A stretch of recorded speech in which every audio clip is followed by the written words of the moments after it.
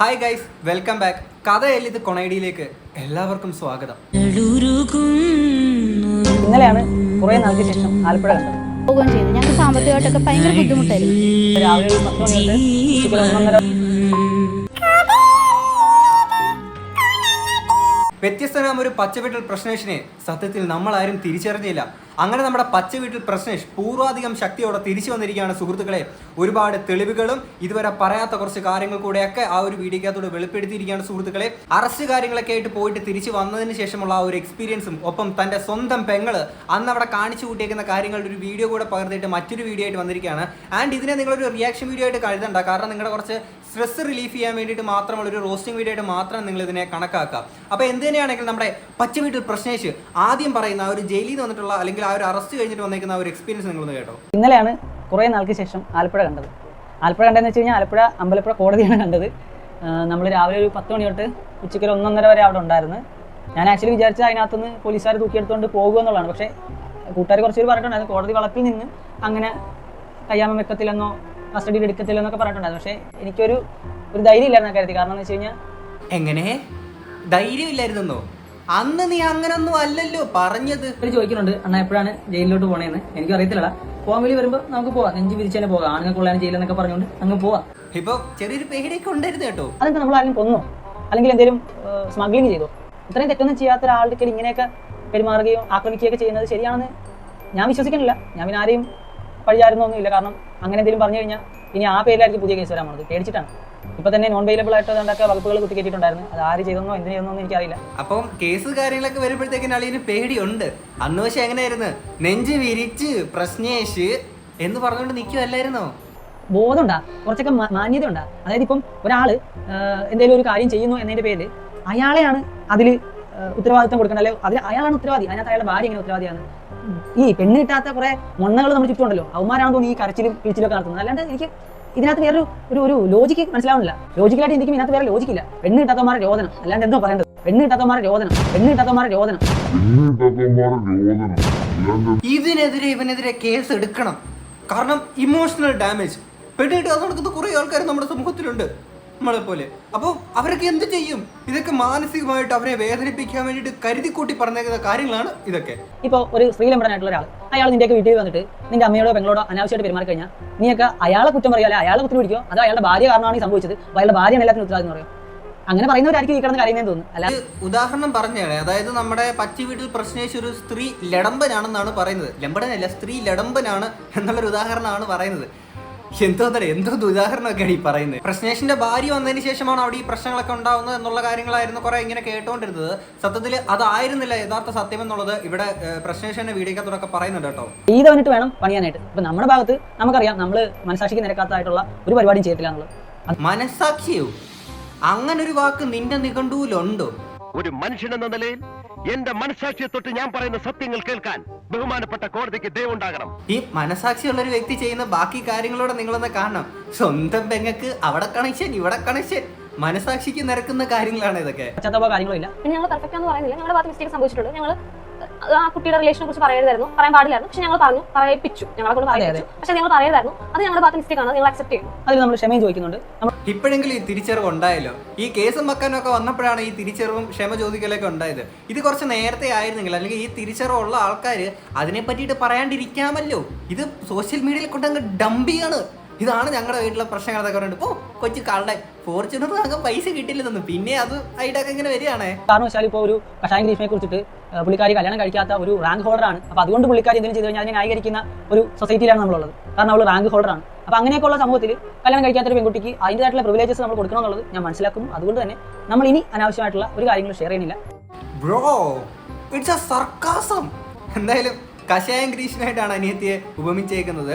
എന്ത് തന്നെയാണെങ്കിലും മനസാക്ഷിക്ക് നിരക്കുന്ന കാര്യങ്ങളാണ്. പക്ഷേ അനിയത്തി ചെയ്തേക്കുന്ന കാര്യങ്ങളെ കുറിച്ചിട്ടൊക്കെ ഇവനൊരു വീഡിയോ അന്നത്തെ ദിവസം രാത്രിയിൽ എടുത്തു വെച്ചിട്ടുണ്ടായിരുന്നു. അതിന് നിങ്ങളൊന്ന് കണ്ടോ.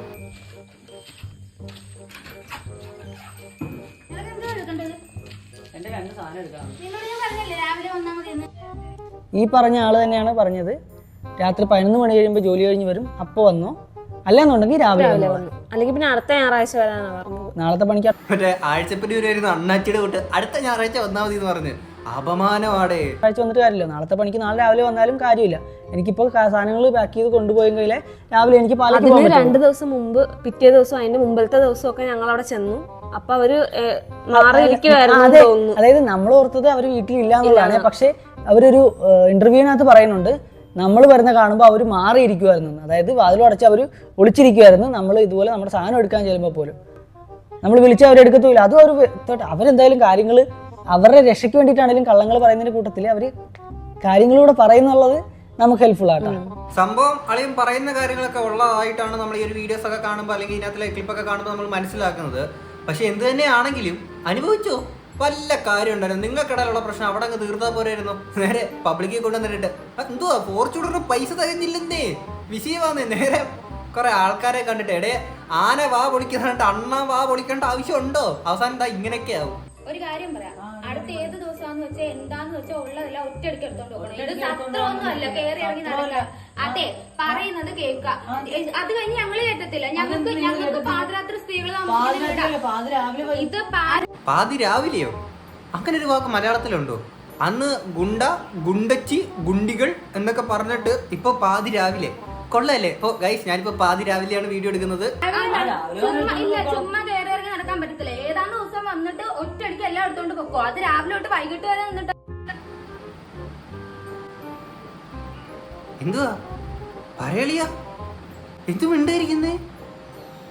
അല്ല ഗൈസ് ഇത് എഡിറ്റിംഗിൽ ബന്ധിക്കുന്ന ഒരു മിസ്റ്റേക്ക് ആണ്. അല്ല ഒന്ന് ക്ഷമിക്കുക. ഇതിനാണെങ്കിൽ നമുക്ക് ബാക്കി കൂടെ കാണാം.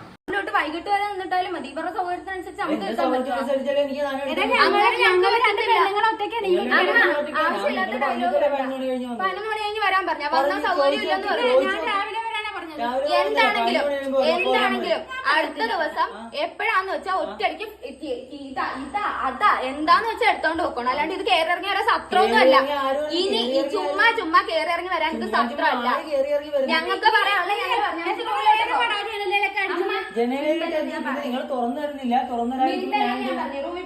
ഇവിടെയുള്ള ഞങ്ങൾ പറയാനുള്ളത് പറഞ്ഞു. ചുമ്മാ ഇങ്ങനെ കയറി ഇറങ്ങി വരാൻ പറ്റത്തില്ല. ഞങ്ങൾ രാത്രി കാണത്തുള്ളൂ. ഞങ്ങൾക്ക് രാത്രി ഇത് നമുക്ക് സൗകര്യപ്പെടാൻ പറ്റത്തില്ല. ഞങ്ങൾ ഫ്രീ ആയിട്ട് താങ്കൾക്ക് എന്താണ് ഫ്രീ ആണെന്നുള്ള ദിവസം ഒരു ദിവസം പറയുക. അന്നത്തെ ദിവസം ഞങ്ങൾ ഇവിടെ കാണും. എന്താന്ന് വെച്ചാൽ അന്നത്തെ ദിവസം സോഫ അലമാരി എന്താന്ന് വെച്ചാൽ ഒറ്റയടിക്ക് എടുത്തോണ്ട് പോകണം. മെസ്സേജ് ഇടണം അമ്മച്ചിക്ക്. കാണുന്നുണ്ടല്ലോ. കണ്ടു. സംഭവം ആങ്ങളെയും പെങ്ങളും തമ്മിലുള്ള കൊടിയ വഴക്കാണ്. എടേ ഞാനൊരു കാര്യം ചോദിക്കട്ടെ, എല്ലാ വീട്ടിലും ഇതുപോലത്തെ പ്രശ്നങ്ങൾ കാര്യങ്ങളൊക്കെ ഉണ്ടാവും അല്ലേ? അത് ഫസ്റ്റ് ഓഫ് ഓൾ ഇവൻ വന്നിങ്ങനെ വന്ന് പറഞ്ഞ കാര്യം ഇവന്റെ ഭാഗത്തു നിന്നൊക്കെ പറ്റിയിരിക്കുന്ന വലിയൊരു മിസ്റ്റേക്കാണ്. പിന്നെ അവിടെ പാതിരാത്രി ആയിക്കോട്ടെ, ആ വീട്ടിൽ പണിയായത് എടുത്ത് കൊടുക്കാശാനേ, പ്രശ്നം അവിടെ തീർന്നില്ലേ? എന്തായാലും പെങ്ങളും കൊള്ളാം, ചേട്ടനും കൊള്ളാം, അമ്മയും കൊള്ളാം, ഭാര്യയും കൊള്ളാം, എല്ലാവരും കൊള്ളാം. ഇനി ഇത് കഴിഞ്ഞ് അവിടുത്തെ നാട്ടുകാർ ചെയ്തേക്കുന്ന അതിലും വലിയ കോമഡി ഉണ്ട്. അതിലോട്ട് നമുക്ക് വരാം. എടേ ആ ഒരു സാധനം അങ്ങോട്ട് എടുത്ത് കൊടുത്തു കഴിഞ്ഞാൽ തീരാവുന്ന പ്രശ്നമല്ലേ ഉള്ളൂ. എന്തിനാണ് ഇത്രയും കടും പിടിക്കുന്നത്? ഇതാണ് ഞാൻ പറഞ്ഞത്. ആങ്ങളെയും പെങ്ങളും തമ്മിലുള്ള വാശി ഈ പറയുന്ന പോലെ ദേഷ്യവും വഴക്കും കാര്യങ്ങളും കാരണം അങ്ങോട്ടും ഇങ്ങോട്ടും ഈഗോ കാണിച്ചതാണ്. ആ ഈഗോ ഇതൊക്കെ എല്ലാ വീട്ടിലൊക്കെ ഉണ്ടാവുന്ന കാര്യങ്ങളൊക്കെയാണ്. ആങ്ങളെയും പെങ്ങളും തമ്മിലുള്ള വഴക്ക് ഇങ്ങനത്തെ രംഗങ്ങളൊക്കെ ഉണ്ടാവാറുള്ളത്. അത് പക്ഷെ കൃത്യമായിട്ട് മൊബൈലിൽ പകർത്തിയിട്ട് ഗൈസ് എൻ്റെ വീട്ടിൽ അമ്മയൊക്കെ എന്നെ അടിച്ചിറക്കി, എൻ്റെ പെങ്ങൊക്കെ 5-6 പ്രേമുണ്ട് ഗൈസ്, അവള് വേറെ സീനാണ് ഗൈസ് എന്നൊക്കെ പറഞ്ഞുകൊണ്ട് എന്തെന്നാടേ ഇത്? എന്തെന്നാണെങ്കിൽ ഇനി അടുത്തത് നമ്മുടെ നാട്ടുകാര് അവിടുത്തെ ചെയ്തേക്കുന്ന പരിപാടികളെ കണ്ടോ? മാറിക്കണേ ഗൈസ്, മാറിക്കണേ പ്ലീസ്, എല്ലാവരും മാറിക്കണേ. വീഡിയോ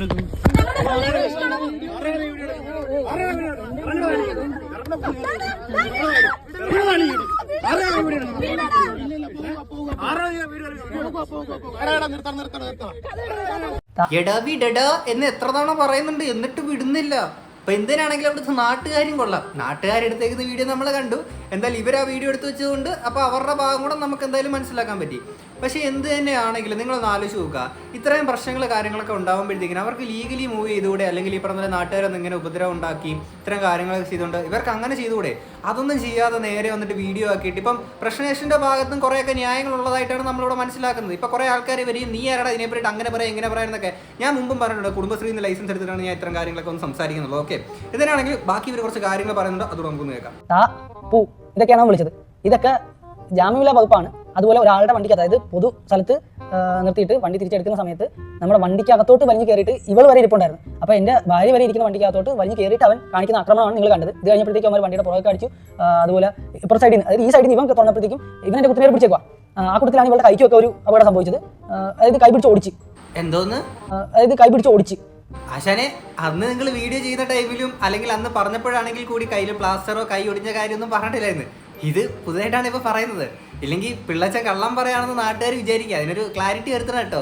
പിന്നെ ഇപ്പുറ സൈഡിൽ നിന്ന് ഒരു കേളവൻ തുറന്നിട്ട് അയാൾ ഭയങ്കര അശ്ലീലമായിട്ടുള്ള മണം പറയുന്നുണ്ടായിരുന്നു. എനിക്ക് അതുപോലെ ഇടിച്ചാൽ കൊല്ലാൻ തോന്നി. പക്ഷേ ഒരു നമ്മളേക്ക് പൊട്ടി കഴിയുമ്പോഴത്തേക്കും അത് കൂട്ടേടിയാവും. അതിനകത്ത് എനിക്ക് ഇവിടെ സേഫ്റ്റി എക്സ്ട്രാ കയറിയാൻ പറ്റുന്നില്ല. എന്നെ ആക്ച്വലി അവന്മാർ പ്രൊട്ടക്ട് ചെയ്തുകൊണ്ട് എൻ്റെ ഫ്രണ്ടിൽ ഇരുന്ന കൂട്ടുകാരൻ്റെ ഉടുപ്പ് അവന്മാർ വലിച്ചു കീറി. പക്ഷെ നമ്മൾ ഈ പറഞ്ഞ പോലെ ഞങ്ങൾ തിരിച്ച് ചെയ്യാനായിട്ട് ശേഷിയില്ലാത്തതുകൊണ്ടല്ല തിരിച്ച് ചെയ്യാഞ്ഞത്. ശേഷിയില്ലാത്തോണ്ടല്ല ചെയ്യാഞ്ഞേ. അവിടെ കാണുമെന്ന് അനങ്ങിയിരുന്നെങ്കിൽ അവന്മാർ അടിച്ച് പിരുത്ത് കളയത്തില്ലയോ? സ്റ്റിക്കർ പോലെ റോഡിൽ ഒട്ടിച്ച് വെച്ചേനെ, പിന്നെ അവിടുന്ന് തൂത്ത് തുടച്ചെടുക്കേണ്ടി വന്നേനെ.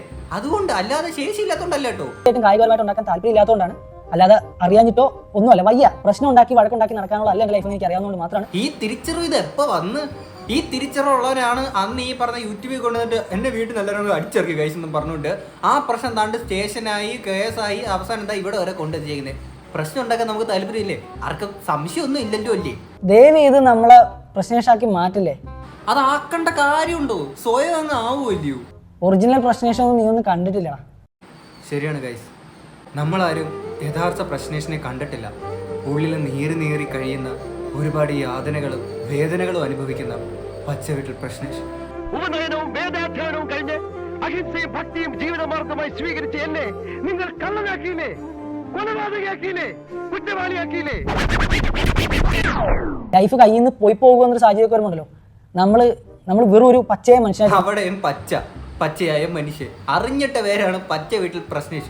ഏത് കാര്യത്തിലെ പച്ച മറക്കാറില്ല കേട്ടോ. ഇപ്പോഴും നാട്ടുകാർ ഞങ്ങൾ ഉപദ്രവിക്കുമ്പോഴും അമ്മയെ അനിയത്തി നോക്കി നിന്ന് എൻജോയ് ചെയ്യുമായിരുന്നു. അവർ ഒരു വാക്ക് പറഞ്ഞില്ല. അവരവരുടെ സാധനം എടുത്തിട്ട് പൊക്കോട്ടേന്നോ ഒന്നും അല്ല പറഞ്ഞത്. അവർ അവിടെ നിന്ന് എൻജോയ് ചെയ്യുമായിരുന്നു, നാട്ടുകാരെ എൻകറേജ് ചെയ്യുമായിരുന്നു ചെയ്തത്. അതായത് അന്ന് ആ നാട്ടുകാരെല്ലാം കൂടെ ഇവരെ വളഞ്ഞിട്ട് ആക്രമിച്ചപ്പോഴത്തേക്കിന് ഇപ്പം പ്രശ്നേഷിന്റെ അമ്മയും പെങ്ങളോടാണെങ്കിൽ ചേട്ടാ അവന്റെ മൂക്കിനിട്ടടി, ചേച്ചി അവളുടെ തലമണ്ടക്കിടി, അവളുടെ മുടി പിടിച്ച് വലിക്കുക, അവളെ കടിക്കുക, അവളെ പിച്ച് മാന്ത് എന്നൊക്കെ പറഞ്ഞെന്നുള്ളതാണ് ഇവിടെ പറയുന്നത്.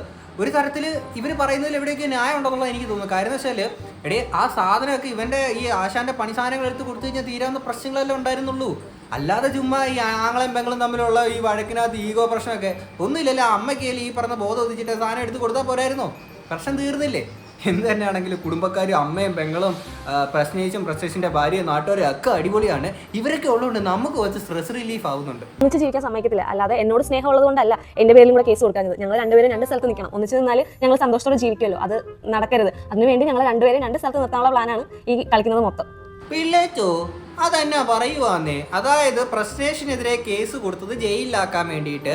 അപ്പം ഇയാൾക്കെതിരെ, ഈ ഒരു ലേഡിക്കെതിരെ കേസ് കൊടുക്കുക, ഈ ഭാര്യക്കെതിരെ കേസ് കൊടുക്കാണ്ടിരുന്നത് ഇവരെ രണ്ടുപേരെ രണ്ട് സ്ഥലത്താക്കാൻ വേണ്ടി. കാര്യം അവർക്കെതിരെ കേസ് കൊടുത്താൽ അവരും ജയിലായിട്ട് ഇവർ ഒരുമിച്ച് ജീവിച്ച് പോയാലോ എന്ന് വിചാരിച്ചിട്ടാണ്. പിള്ളേച്ച നാട്ടുകാർ വിചാരിക്കൂലേ നിങ്ങൾ കള്ളം പറയാണെന്ന്? കാരണം ആണുങ്ങൾക്കും പെണ്ണുങ്ങൾക്കും സെപ്പറേറ്റ് ജയിലാണ് നമ്മുടെ നാട്ടിലുള്ളത്. അല്ലാതെ നിങ്ങൾ ഭാര്യയും ഭർത്താവുമെന്നും പറഞ്ഞ് ജയിലിനകത്ത് ഒരു സെല്ലിലല്ല ഇടുന്നത്. പിള്ളേച്ചൻ പിന്നെ കള്ളം പറയുന്നത് നാട്ടുകാർ തെറ്റിദ്ധരിക്കുവേ. കല്യാണം കഴിച്ചുകൊണ്ട് ഇവളുണ്ട്, കല്യാണം കഴിച്ചില്ലെങ്കിലും ഇവളുണ്ടായിരുന്നു.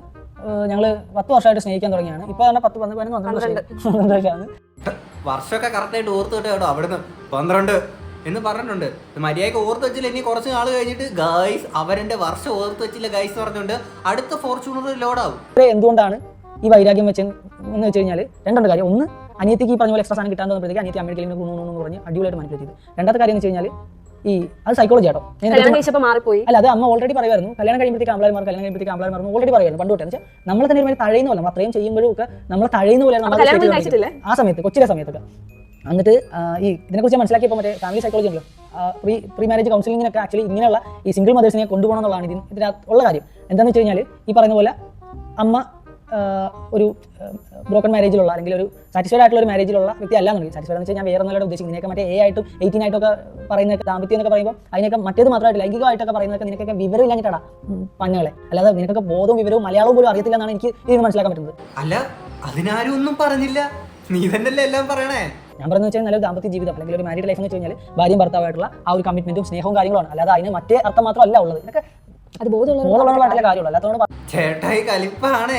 നമുക്ക് സമയം കുറെ പോകുന്നുണ്ട്, വിഷയത്തിലോട്ട് ബോധ്യപ്പെടുത്താൻ പറ്റില്ല. പിന്നെ നമ്മുടെ ഭാഗം നമ്മൾ പറയുന്നു അത്രേ ഉള്ളൂ. അതായത് കറക്റ്റ് ആയിട്ടുള്ള ഒരു അങ്ങോട്ടും ഇങ്ങോട്ടും കണക്ഷൻ ഇല്ലാത്തൊരു മാരീഡ് ലൈഫിലുള്ള അല്ലെങ്കിൽ അത് ബ്രോക്കൺ ആയിട്ടുള്ള ഒരു സ്ത്രീ ആണെന്നുണ്ടെങ്കിൽ അവർ ഡിപ്പെൻഡ് ചെയ്യുന്ന അവരുടെ മകനായിരിക്കും. അതായത് അവരുടെ മകനിൽ നിന്നായിരിക്കും ആ ഒരു ഡിപ്പെൻഡൻസിയും ഒരു സ്നേഹവും കെയറും ഒക്കെ എക്സ്പെക്ട് ചെയ്യുന്നത്. അപ്പോൾ അതെല്ലാം ചെയ്തുകൊണ്ടിരിക്കുന്ന ഒരു മകൻ ഒരു കല്യാണം കഴിച്ച് കഴിയുമ്പോഴത്തേക്കും അവന്റെ വീട്ടിലോട്ട് വരുന്ന അല്ലെങ്കിൽ കല്യാണം കഴിച്ച അവന്റെ ജീവിതത്തിലോട്ട് വരുന്ന ഒരു ഭാര്യയ്ക്കും കൂടെ ആ ഒരു റെസ്പെക്ട് കൊടുക്കുമ്പോൾ അവർക്ക് ബുദ്ധിമുട്ടാകും. അങ്ങനെ വരുമ്പോഴത്തേക്കും ഈ എന്താ മദറിന് ആ ഒരു സ്ത്രീ ഉണ്ടല്ലോ, അതായത് മകന്റെ ലൈഫിലോട്ട് കയറുന്ന സ്ത്രീ ഒരു എക്സ്ട്രാ മാരിറ്റൽ അഫയർ കയറുന്ന സ്ത്രീ എന്ന രീതിയിലായിരിക്കും അവരോട് ദേഷ്യം തോന്നുന്നത്. ആ ഒരു വൈരാഗ്യമായിരിക്കും ഈ അമ്മമാര് പലപ്പോഴും മരുമക്കളോട് കാണിക്കുന്നത് എന്നുള്ളതാണ്. അതായത് ഇവര് തമ്മിൽ അവിഹിതമാണെന്നുള്ള രീതിയിലാണ് ഇവന്റെ അമ്മ കണ്ടുകൊണ്ടിരിക്കുന്നത് എന്നുള്ളതാണ് പറയുന്നത്. അവന്റെ സൈക്കോളജി ഒക്കെ എന്തായാലും നല്ലതാക്കുള്ള കാര്യം. പല വീടുകളിൽ ഈ പറയുന്ന പോലത്തെ കാര്യങ്ങളൊക്കെ നടക്കാറുണ്ട്. അതായത് അമ്മായിയമ്മയ്ക്കാണെങ്കിൽ സ്വന്തം മകനാണെങ്കിൽ ഭാര്യ വന്നതിന് ശേഷം വിട്ടുമാറും, അങ്ങനത്തെ സംശയങ്ങൾ കൂടി കാരണമാണെങ്കിൽ ഉണ്ടാകുന്ന പ്രശ്നങ്ങളുണ്ട്. അങ്ങനത്തെ കുറേ കാര്യങ്ങളൊക്കെ നമ്മുടെ സമൂഹത്തിൽ സംഭവിക്കാറുള്ളതാണ്. പക്ഷേ അതൊന്നും പബ്ലിക്കിലോട്ട് ആരും വന്ന് കൊണ്ടെത്തിക്കാറില്ല. ഇപ്പം ഇവൻ പറയുന്നത് പോലെ ഇവരുടെ അമ്മയ്ക്ക് അങ്ങനെയാണെന്നോ അങ്ങനെയല്ലെന്നൊന്നും നമ്മൾ പറഞ്ഞില്ല. കാര്യം നമുക്കതിൻ്റെ ആവശ്യമില്ലടി, നമുക്കതിൻ്റെ ആവശ്യമില്ല.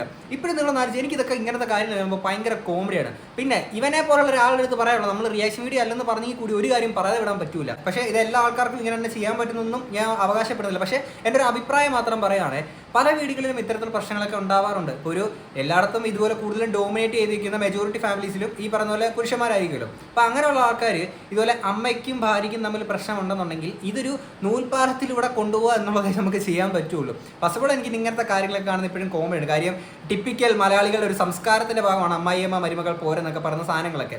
അതൊക്കെ എന്നാണോ ആൾക്കാർ മാറി ചിന്തിക്കാനുള്ള നമുക്കറിയത്തില്ല.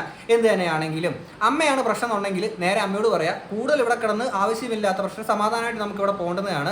മകളെ പോലെ തന്നെ കാണാൻ പറ്റുമെങ്കിൽ നിങ്ങൾക്ക് ഇവിടെ നിൽക്കുക, ഇല്ലെങ്കിൽ ഞാൻ കൊണ്ട് വൃദ്ധസദനത്തിലാക്കുമെന്ന് അമ്മയെടുത്ത് പറയാം. അതുപോലെ തന്നെ ഭാര്യ എടുത്ത് പറയാം, നിനക്ക് നിന്റെ സ്വന്തം അമ്മയെ പോലെ തന്നെ ഇവരെ കാണാൻ പറ്റത്തില്ല എന്നുണ്ടെങ്കിൽ നിന്നെ ഞാൻ ഡിവോഴ്സ് ചെയ്ത് നിന്റെ വീട്ടിൽ കൊണ്ടു നിർത്തും എന്ന് പറയാം. അല്ലാതെ ഇപ്പം എന്താ ചെയ്യാൻ പറ്റുക?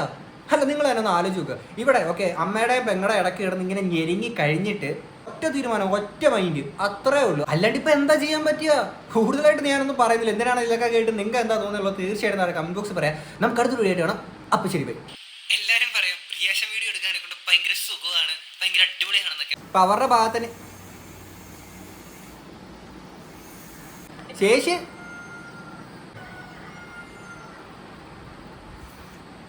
അവിടെ എൻ്റെ പൊന്നു മക്കളെ, നിങ്ങളുടെ വീട്ടിൽ കാണുന്ന ഇതുപോലത്തെ കുറെ പിഴച്ച കോഴികൾ അല്ലാതെ പിരിച്ച് ഞെരുക്കിയിട്ട് അങ്ങ് കറി വെച്ച് കൂട്ടണം.